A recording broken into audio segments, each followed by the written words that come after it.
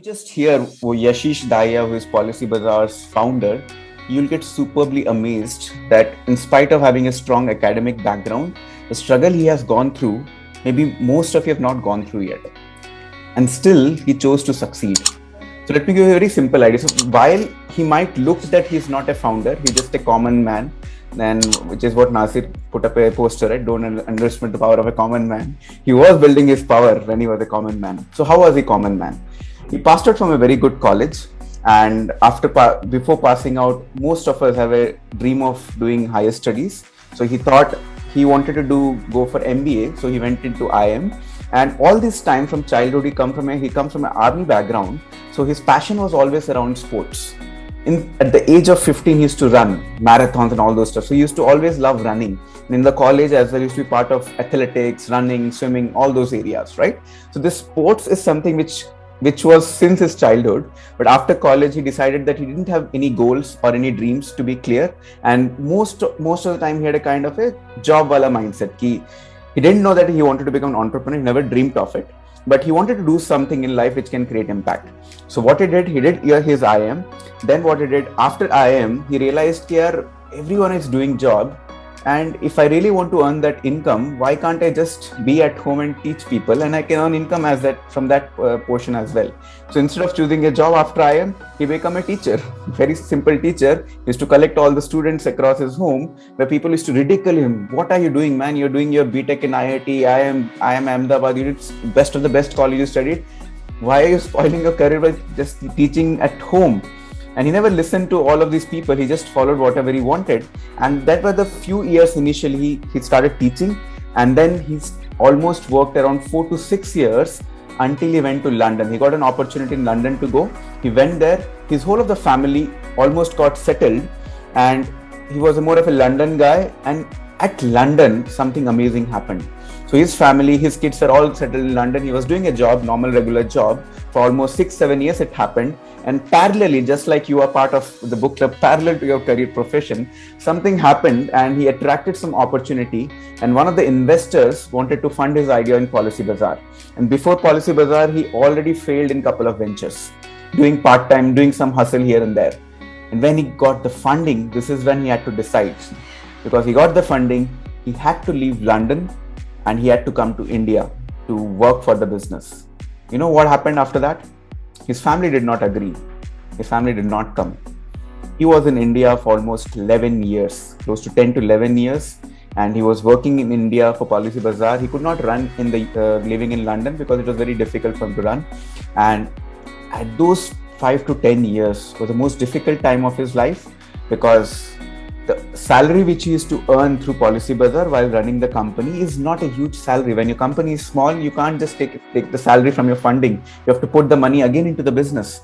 And that salary, comparative to the London expenditure, was not matchable. His kid's tuition fee was more than his in-hand pocket salary after tax. He couldn't even pay his car insurance in London. And it was so pathetic situation he had. But he had around 18 people, just like how many people are you there in the growth club right now? 15, 16 people.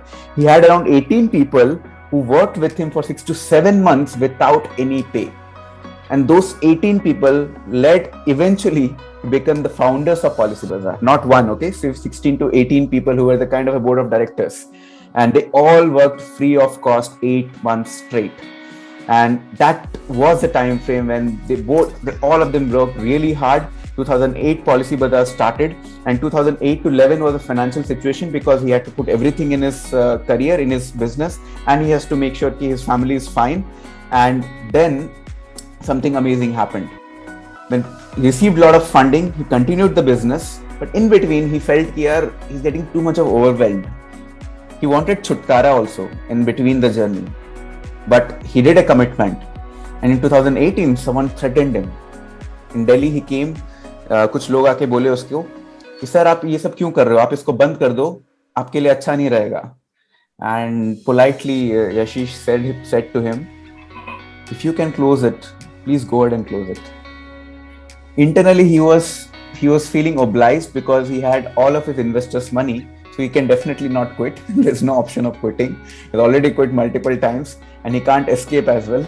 Now, if someone using violence, if they can do something, then at least he is not answerable to anyone. And he was a person who never gave up.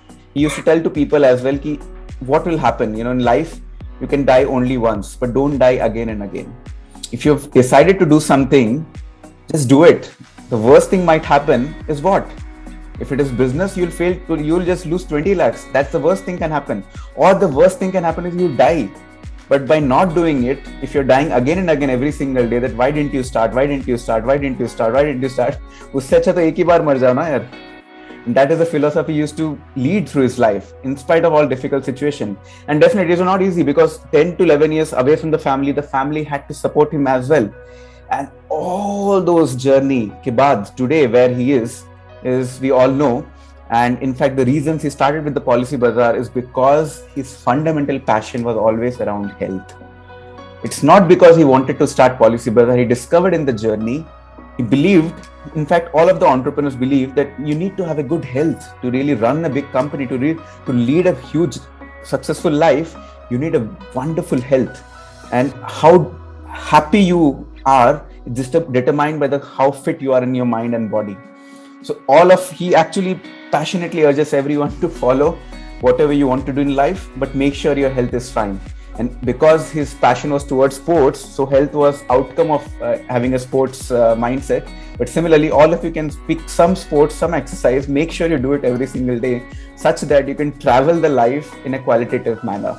And that is what he did, because initially he realized most of the middle class people, they don't take insurance due to multiple education, because people feel insurance matlab log aake chipka dete hain. People call ye insurance le lo, wo insurance le lo, health le lo, wo le lo, ye le lo. And because of this feeling, people run away from insurance. But actually, when something bad happens in your life, and when you come from a very humble background, insurance can actually help.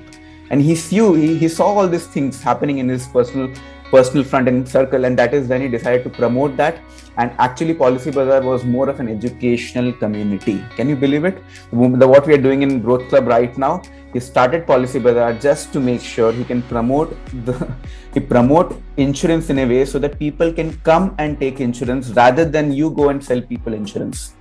And that was the whole idea. So he used to create a sales insurance funnel where he used to get the leads, and he used to take the leads and he used to give to insurance companies to fulfill those orders. And that was the whole intent. And the technology he built, the team he built, was all about around following the similar cause. So what were the few learnings? I gave you a short story, but let me just give you simple learnings what we followed.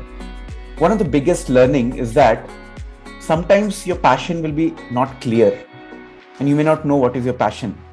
But if you don't do anything about it, if you don't take any actions around any of the clarity, you won't get through it. You just have to listen your inner voice. You will actually feel. He told he worked for corporate for 7 to 10 years, but he told internally I always felt I wanted to do something of my own, but that doesn't mean that I won't give my heart in the work. He gave his 100% to the work. Whatever he did, he gave everything he got. So you need to be very honest to yourself and listen to your inner voice, because there are a lot of noises outside. Your cousin brother will say something to you, your bade papa will say something to you, your husband or wife will say something to you, but don't let those voices trouble your mind. Listen to your inner voice. It is very, very essential for you, and make your inner voices much stronger, because that inner voice will convert to something huge you won't even imagine. It will help you to be in the game as well. Second, he also mentioned hard work precedes talent at no cost. In spite of having a strong background, he truly believed people who are gifted, we say, right, gifted people and all those people. The challenge with all gifted people is that they feel they're already there. Destination disease, arrival syndrome. When you are already best, you don't know what to do. Who is there to compete? How will I even reach to the next level? And that always stops the gifted people to grow and go to the fullest potential.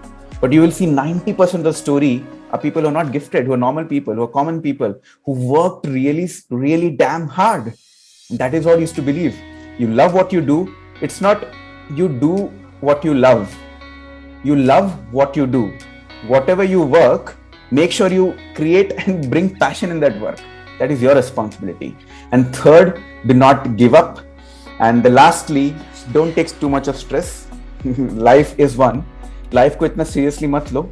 The worst thing only can happen is you'll die, and you'll die only once. don't take too much of stress. In fact, because of his stress, he lost all of his hair. He used to promote ki I unnecessarily took a lot of stress in my life.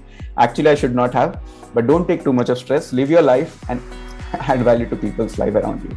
So I hope it added some value to you.